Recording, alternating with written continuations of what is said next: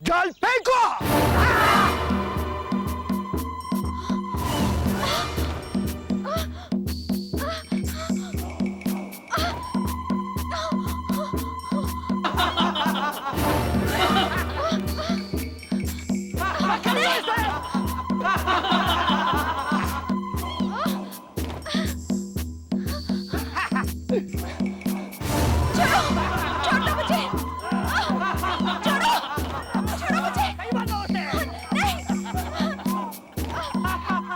चलो इसे।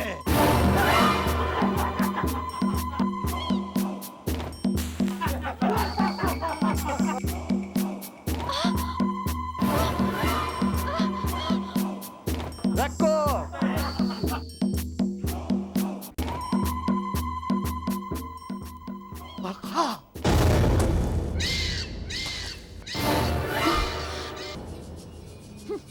ऐसे सपने मत देखा कर जो कभी हकीकत ना बन सके। ठीक कहा तूने,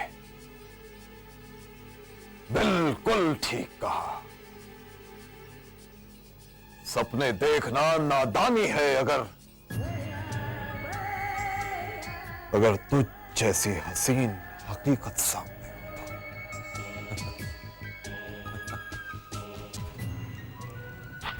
तो। और अब आका इस हुस्न को अपनी आगोश में समेट लेना चाहता है।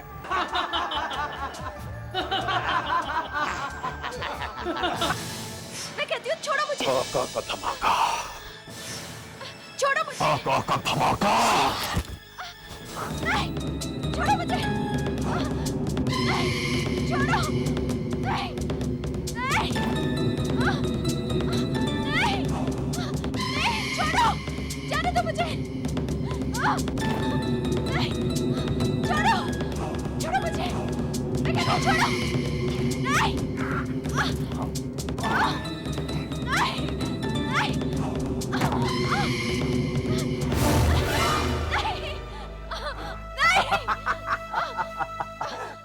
तू आका के दो मकसद पूरे करेगी वैशाली। एक तो जमीन में छुपे उन खजानों का पता बताएगी, लेकिन उससे पहले तू आका की प्यास बुझाएगी। नहीं, कभी नहीं। आका एक तीर से दो शिकार करना जानता है।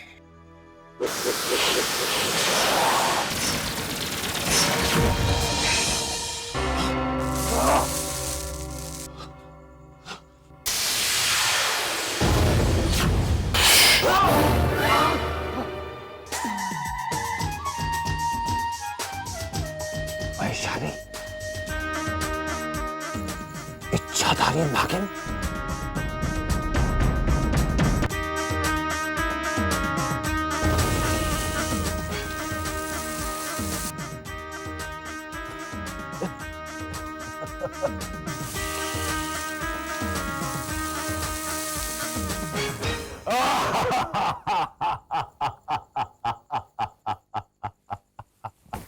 मुझे मत समझाओ तेजा। माल हर हालत में चेक नाके से निकल जाना चाहिए। और मेरी बात कान खोल के सुन लो, अगर वो इंस्पेक्टर का बच्चा रास्ते में आने की कोशिश करे तो उसका क्रियाक्रम कर देना। श्राद्ध मैं खुद कर लूंगा। क्यों भाई राणा, आज किसका श्राद्ध कर रहे हो? आओ राजन। अरे हमारे धंधे में किसी ना किसी का तो श्राद्ध होता ही रहता है। और सुनो लाले की जान, अब तूने बहुत पैसा कमा लिया, बस कर आराम से बैठकर बाकी की जिंदगी ऐशो आराम से काट। You're wrong here, uncle. दौलत एक ऐसी प्यास है, जितना पीते जाओ वो बढ़ती जाती है, बुझने का नाम ही नहीं लेती। Cheers for you, uncle. Thank you बेटा। Cheers, dad. चीयर्स बेटा। और सुनाओ दोस्त राजन, अपने दोस्त राणा को कैसे याद किया? जो दोस्त होते हैं वो याद करने के काबिल होते हैं।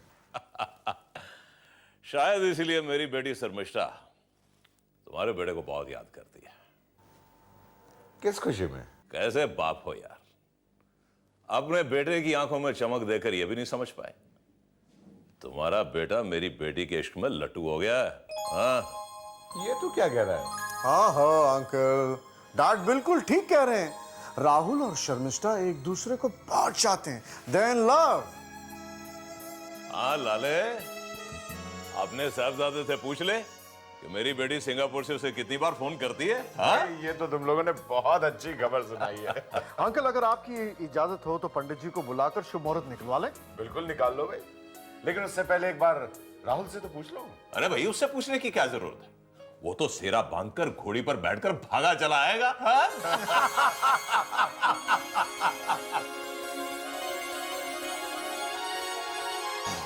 अरे भांजे आ गया, शुरू हो जा।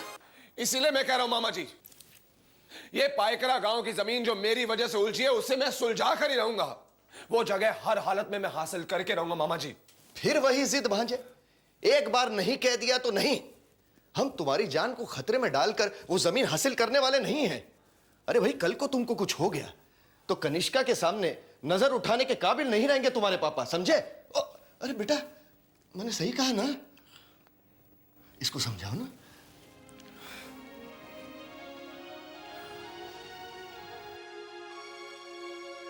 मामा जी बिल्कुल ठीक कह रहे हैं। तुम्हारा पायगरा अकेले जाना खतरे से खाली नहीं।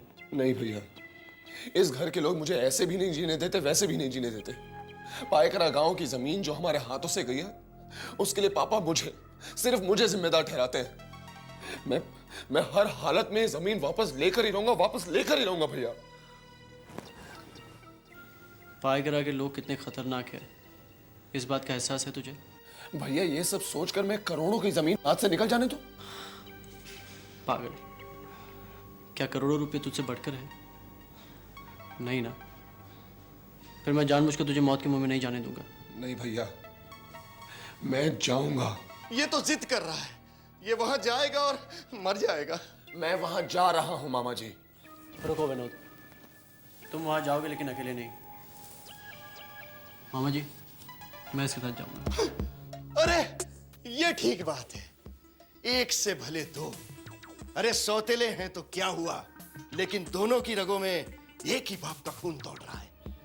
वाह, शाबाश। अच्छा मामा जी, मैं चलता हूँ। हाँ बेटा, चलो विनोद। हाँ चलो चलो। अरे हाँ मामा जी, हम आपको पायकरा पहुंचकर फ़ोन करेंगे और पापा से कहिए कि वो फिक्र ना करे, हम परसों तक लौट आएंगे। हे भगवान, मेरे भांजों की रक्षा करना।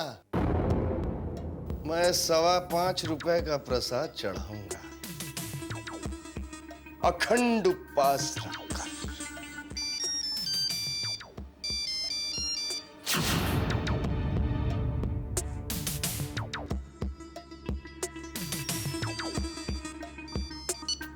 हेलो बहन कनिष्का, हमारा प्लान सक्सेसफुल होने जा रहा है। लोहा गर्म है, बस हथौड़ा पड़ने की देर है।